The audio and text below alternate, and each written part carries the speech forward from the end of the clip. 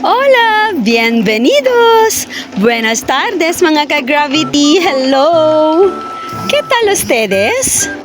Kumusta na kayo? Hello, ngayon maglalaba tayo.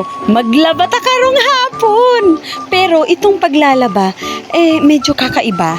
Kasi project ito ng kambal ni Gisette at ni Tonet. Nagpatulong kasi sila na labhan itong mga gamit nila. So, gagamitin nga sa project, no? So, hindi naman kasi pwedeng i-washing machine ito.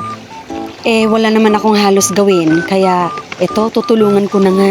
Kaya binuhos ko na itong mga wrapper ng chichirya kasi lalabhan daw. Kasi baka nga naman merong mga remnants ng mga pagkain ang natitira sa loob ng wrappers. Kaya lalabhan natin. Lalagyan natin ng sabon yan. Tapos, syempre, pag nalabhan na, ayan, patutuyuin na sila. At pinunasan ko na rin isa-isa para mabilis matuyo.